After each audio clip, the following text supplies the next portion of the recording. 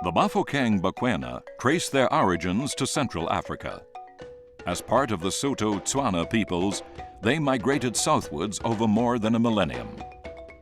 Numbering no more than 300,000 people, the Royal Bafokeng Nation has prevailed over great odds through much of its 800-year history in South Africa.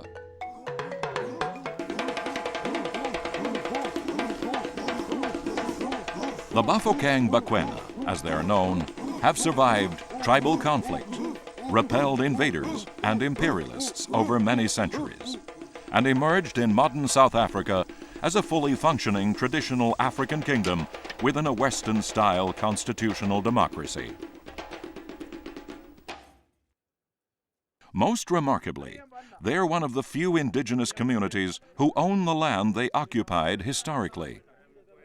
They bought their land and have held onto it with single-minded determination for over 130 years.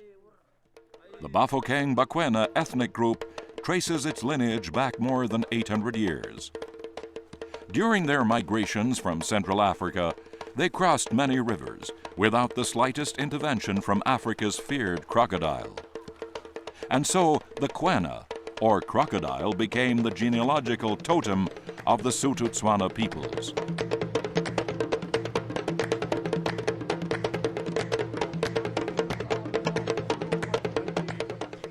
According to oral tradition, the Bafokeng came upon an area that boded well for agriculture and animal husbandry. As the valleys among the hills in the area captured heavy overnight dew, the people realized it would be a fertile land and the community would prosper. So they decided to settle there, and in honor of the occasion, to take the name Bafokeng, literally meaning people of the dew. Then followed the years of conflict. Kgosi Tete, who ruled the Bafokeng Bakwena in the early 1800s, had suffered a stormy reign and eventually sought refuge with another tribe when his brothers turned against him. He requested the assistance of the Bapedi people to regain his kingdom and was finally killed for setting them against the Bafokeng Bakwena. Before Tete died, he warned his assassins that if they killed him, black ants will come to destroy them, followed by red ants riding animals with uncloven hoof.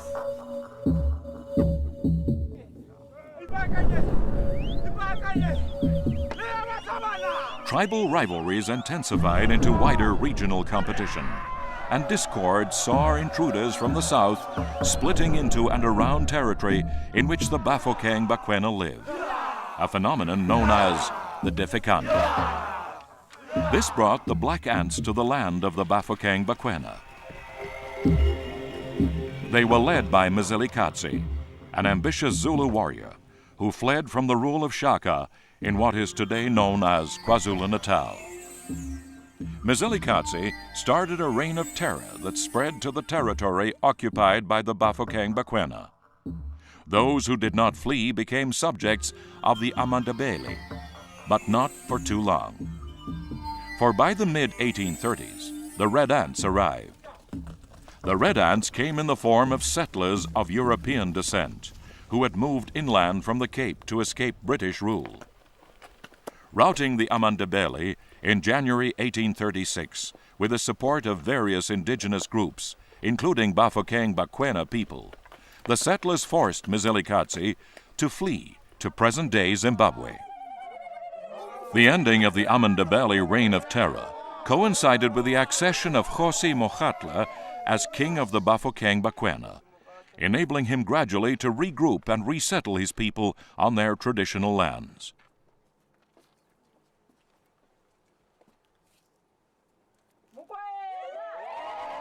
However, the settlers proclaimed vast tracts of land as their own by right of conquest, including land occupied by the Bafokeng, and laid the foundations of the South African Republic. They soon outlawed land acquisition by indigenous people on the grounds that the settlers will not permit any equalization of colored people with white inhabitants. In the early 1840s, settlers rewarded some Botswana kings who had assisted them against the Amandabele with limited grants of land. Paul Kruger, who later became the president of the South African Republic, gave a farm to the Bafokeng, apparently in appreciation for their help in driving out the Amandabele. Tensions between Bafokeng and Boer often reached breaking point, but they were not always confrontational. Indeed, Kgosi Mogatle and Paul Kruger were often seen sitting, chatting, and drinking together, as one of Kruger's neighbors recorded that Paul Kruger and Kgosi Mogatle were always in conclave. A rapid succession of events occurred that changed and shaped the course of the community's history. The first was a visit by Kgosi Mogatle to the Kingdom of Lesotho, where he saw the work of missionaries and their advanced schooling system. Kgosi Mogatle became more welcoming of missionaries, paving the way for the arrival of the Reverend Penshorn of the Lutheran Hermannsburg Mission Society in 1866. At about the same time, Kgosi Mogatle's concern over the loss of land had reached the point where he called his people together to consider what action should be taken. The strategy that emerged was to buy land through the good office of the Reverend Penshorn, who would be the Bafokeng people's intermediary and who would hold their acquisitions in trust. More good fortune followed in 1869 with the discovery of diamonds in Kimberley, south of the land of the Bafokeng. An inspired Kgosi Mogatle sent regiments of young men to work there with orders to repatriate their earnings, enabling the Bafokeng to buy more land. They purchased farms with cattle, often with additional funding from the mission.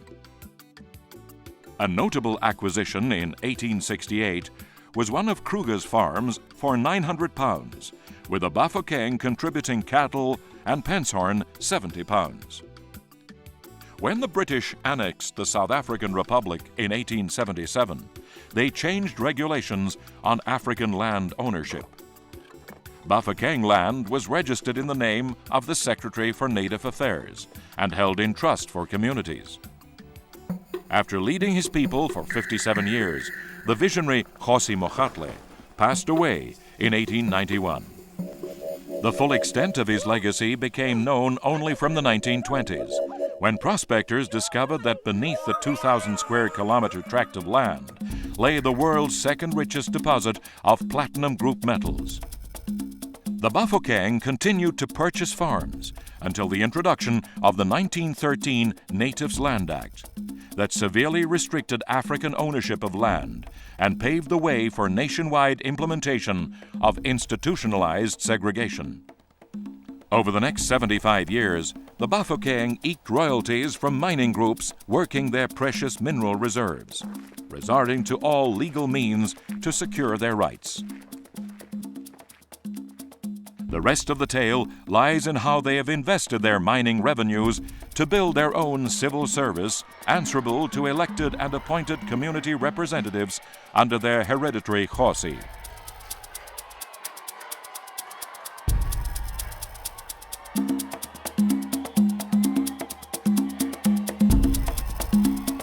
And how, increasingly, they are investing their revenues to deliver a wider range of amenities and facilities to a community which has fought the good fight to secure its own piece of Africa.